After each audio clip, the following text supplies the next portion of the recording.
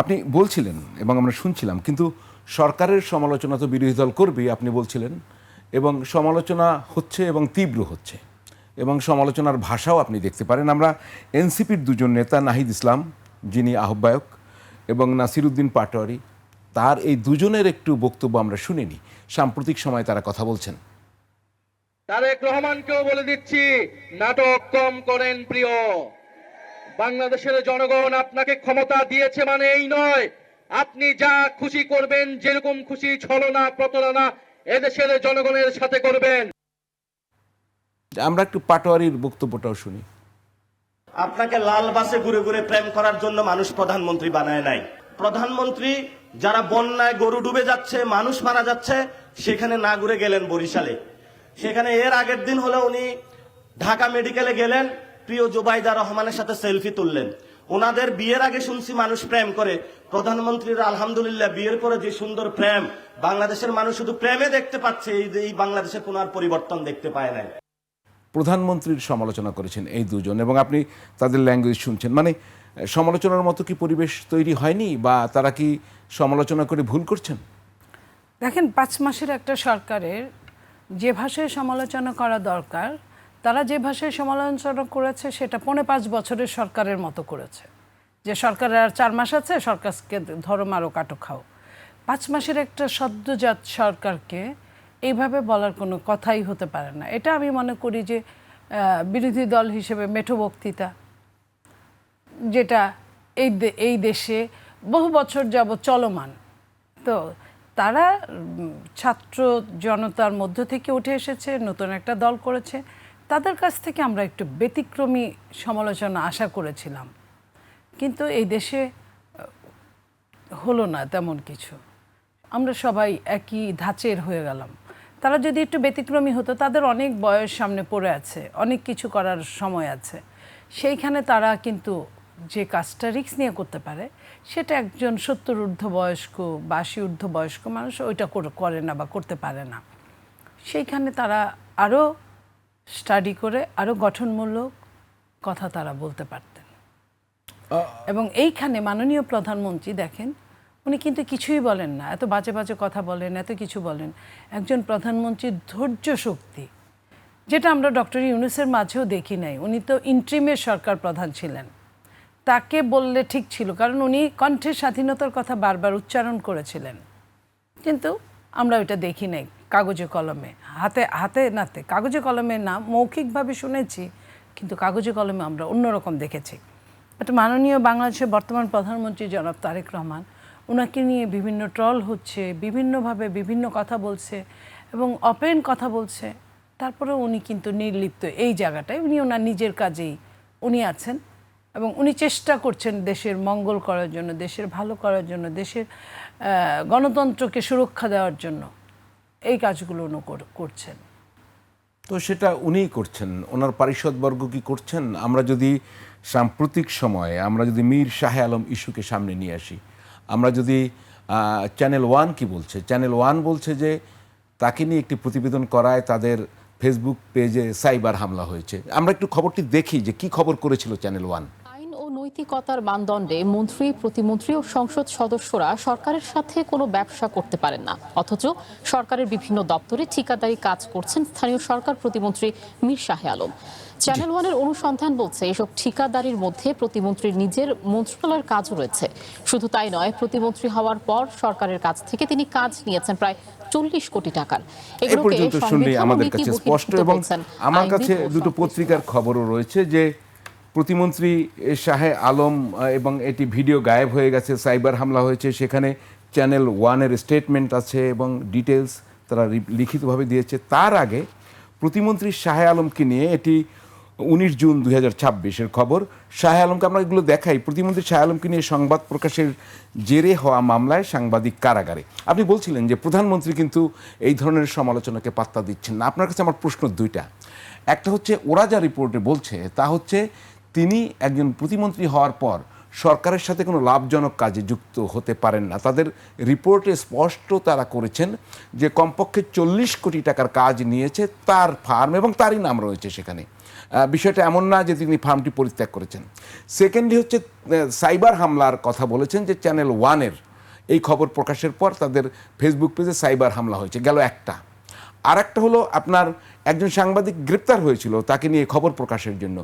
Third হচ্ছে তার যে আজকেও বগুড়ায় কিন্তু আবার শুনানি হয়েছে, যে সেখানে গণশুনানির মাধ্যমে সেই নামগুলো আবার পরিবর্তন, তার স্ত্রী তিনি তার সন্তানদের নামে এই গ্রাম বা ইউনিয়নের নাম, এইগুলোকে কি আপনি সরল বিশ্বাসে বলবেন? মানে প্রধানমন্ত্রী তো তার ব্যাপারে কিছু মনে করছেন না, এগুলাকে কি প্রশ্রয় দিচ্ছেন? দেখেন, একজন মাননীয় প্রধানমন্ত্রী কোথায় কখন হয়? সংখ্যাগরিষ্ঠতা নিয়ে প্রধানমন্ত্রী, মানে প্রধানমন্ত্রীর কিন্তু বাংলাদেশের আলোচনায়, বাংলাদেশের প্রেক্ষাপটে, বাংলাদেশের সংবিধানে বাংলা কিউআর যেখানে নগদ পেমেন্ট সেখানে। সারা দেশে 10 লাখেরও বেশি মার্চেন্টে নগদে পেমেন্ট করুন খুব সহজে। প্রচুর ক্ষমতা। আপনি এই কথাটা বললেন, কিন্তু এটা বললেন না উনি তার যে সময় শাহ আলম সাহেবের নিয়ে ইউনিয়নের নাম লেখা উঠেছিল, তার দুই সপ্তাহ আগে দেশনেত্রী বেগম খালেদা জিয়ার নামে একটা নাম দেওয়ার জন্য বলা হয়েছিল, যেটা মাননীয় প্রধানমন্ত্রী নাকচ করে দিয়েছিলেন। একজন প্রধানমন্ত্রী মানে কি, সমস্ত বিএনপির যে মন্ত্রী পরিষদ তাদের কিন্তু হেড অফ দ্য ডিপার্টমেন্ট। তো উনি যখন না করলেন, এটা নিয়ে আপনারা কিন্তু ওইটার সাথে এটা তুলনা করলেন না। আমরা একটা খবর করেছি, খবর করেছেন, বাট এখন বললেন না যে একজন মাননীয় প্রধানমন্ত্রী এই কাজটা করলেন সেটা। আর এইখানে একটা ইউনিয়নের, আপনি মনে করেন, আমরা এক্সাম্পল কাকে বলি? সংখ্যাগরিষ্ঠতা নিয়ে। আমি বলবো না শাহ আলম খুব ভালো মানুষ, খুব মন্দ মানুষ, এটা আমি বলছি না। আমি বলছি সংখ্যাগরিষ্ঠতা নিয়ে উদাহরণ হয়। তো সেই উদাহরণের মধ্যে আপনি খুঁজে পেলেন একটা শাহ আলমকে, সেও কি একজন প্রতিমন্ত্রী, তার বাড়ি বগুড়া, এটাই হচ্ছে মেন, আর কিছুই না। আর কোনো দোষ নাই। আমি অবশ্য দোষ গুণের হিসাব তো আমি দিব না, দুষ্গুণের হিসাব আপনারা সরকারে কোনো না কোনো ফরম্যাটে আছেন, তাই তো জিজ্ঞেস করছি। আমি তো অস্বীকার করছি না, স্বীকার করছি না। এটা আইনের ব্যাপার, এটা যুক্তির ব্যাপার, তর্কের ব্যাপার এবং প্রমাণের ব্যাপার। সব শেষে হচ্ছে প্রমাণের ব্যাপার।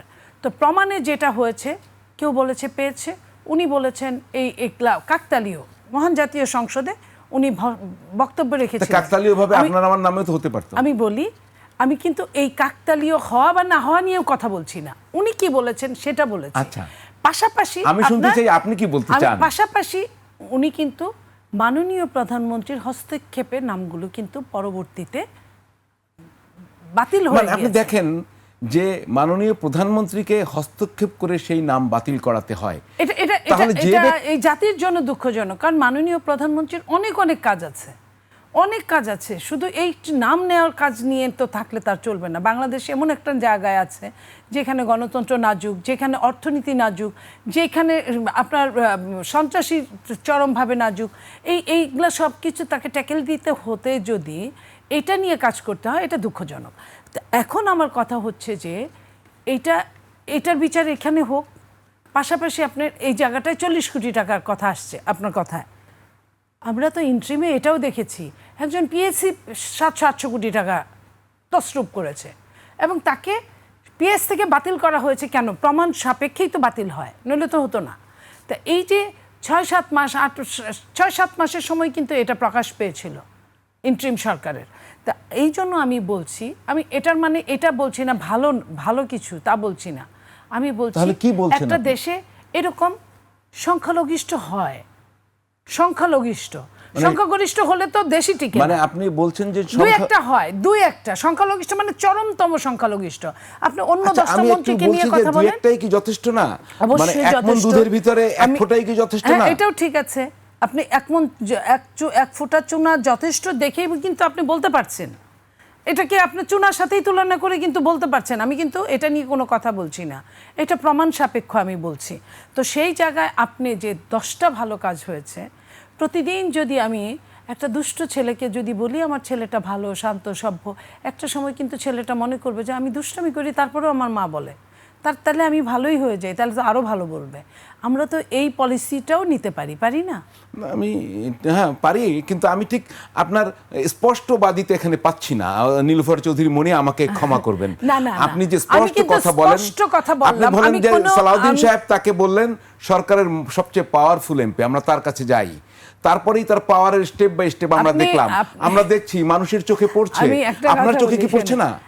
সালাউদ্দিন ভাইয়ের সংসদের বক্তব্য এবং সংসদের বাইরের বক্তব্যের মধ্যে দেখবেন একটা দুষ্টুমি থাকে, যেটা উনি নিজে বলে না, কিন্তু একটা ভাবে উনি ওইটা বলে। উনি নিজে হাসে না, কিন্তু অন্যকে একটা ক্লু দিয়ে দেয়। হতে পারে সেই ক্লুটা আপনারা মনে করেছেন, বাট উনি নর্মালভাবেও এটা বলতে পারে। এখন কথা হচ্ছে, আমি কিন্তু একবারও বলি নাই উনি তুলসী পাতা, আমি একবারও বলি নাই, আমি বলেছি প্রমাণ সাপেক্ষ। তো যখন মৌনতা থাকে তখন কিন্তু আপনাকে বুঝতে হবে। আমি একবারও বলি নাই যে ওটা কাকতালীয়। উনি বলেছেন আমি যখন কথা বলবো, দুই পক্ষ যখন দাঁড় করাবো, তখন কিন্তু উইটনেস এবং বাদী বিবাদীর কথাটার উপর কিন্তু অনেক কিছু ডিপেন্ড করে। আমি এই কথাটাই বলেছি। এখন আমার কথা হলো যে একদমই সংখ্যালঘিষ্ঠ আপনি একটাই আনতে পেরেছেন 5 মাসে। আপনি যদি 25টা আনতেন, আমি তাহলে বলতাম যে না, বিএনপি যা করছে খুব খারাপ কাজ। আপনি কি এক্সপেক্ট করেন বিএনপি একটা দুইটা 25টায় নামুক? আমি একদমই এক্সপেক্ট করি না বলেই আমি এই কথাটা বলতে পারছি। এভাবে চলতে যদি থাকলে কি 25টা 25টায় হতো, নামার আশঙ্কা আছে? আমি যদি বলি 25টা যদি হতো, আপনার ফ্যাক্ট চেক কি প্রশ্ন করে I know very well, so আমি আসতাম না। না, ধরেন কি তাহলে এই একজন মাপ পেতে পেতে 25-এ নামবে? না, আমি এটা একদমই মনে করছি না। 25-এ নামলে কি আপনার মাননীয় প্রধানমন্ত্রী কি নাম চেঞ্জ করতো? তাকে কি কেউ বাধ্য করেছে নাম চেঞ্জ করতে? নো, তার কাছে এটা ভালো ঠেকেনি। আর তাই এই উনি সংবাদ নাম চেঞ্জ মাধ্যম করেছেন। কি আক্রান্ত হয়েছে আপনার রিপোর্টিং এ? কি মনে হয় এই যে চ্যানেল 1? শোনেন, এই যে একটা ভালো কথা বলছেন, আমি এটা স্ক্রিপ হয়ে গিয়েছিল প্রায়। চ্যানেল 1টাকে আপনাকে যদি এক বাক্যে জিজ্ঞেস করে যে চ্যানেল 1 কাদের, আপনি কিন্তু চোখ বন্ধ করে বলবেন এটা বিএনপির, এবং সাফারও করেছে। সেই চ্যানেল 1, বিএনপি এতটাই গণতন্ত্র মনা একটা দল, সেই চ্যানেল 1 কিন্তু আপনার এই খবরটা সাপ্লাই করেছে। সো এরপরে সাইবার হ্যাকিং প্রশ্নটা তো বা সেটা না, কিছু, প্রশ্ন আমি এরপরে তো বলি জি। আপনি তো এখানে একটা আমি নাম্বার পেতে পারি না? দিলাম আপনাকে, কত দেব? 10 দেই? দেন 10-এ আপনার- 10 আমি Okay. 10 চাই না, একটা নাম্বার তো এখানে আপনাকে কত দিতে পারি? আমি 10-এ কত চান আমি দিয়ে দেব। আমি চ্যানেল 1 যখন এইটা করেছে, তার মানে কি বিএনপি স্বাধীনতা দেয়, বিএনপি স্বাধীনতা দেয় কথা বলার, বাক স্বাধীনতা। আমি অনেক কথা আমি নিজেও বলি, আমি অস্বীকার করব না।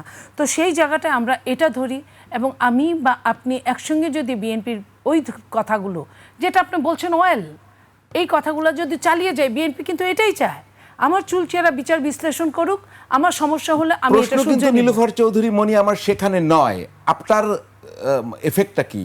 সেখানে তারা সাইবার হামলার মুখোমুখি হয়েছে, গভর্নমেন্ট কি এটাকে দেখবে?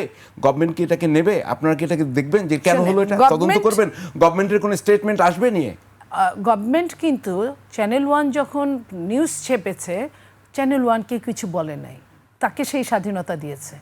এখন আমরা কিন্তু এই হ্যাকিংয়ের শিকার, এই বুলিংয়ের শিকার সবাই হচ্ছি কম বেশি। গভর্নমেন্ট যদি এত পারতো, তাহলে গভর্নমেন্ট এটা নিয়ে একদম সিরিয়াসভাবে মাঠে নামতো না। আপনি সংসদে দেখবেন এইবারে অনেকবার কিন্তু এটা নিয়ে কথা হয়েছে।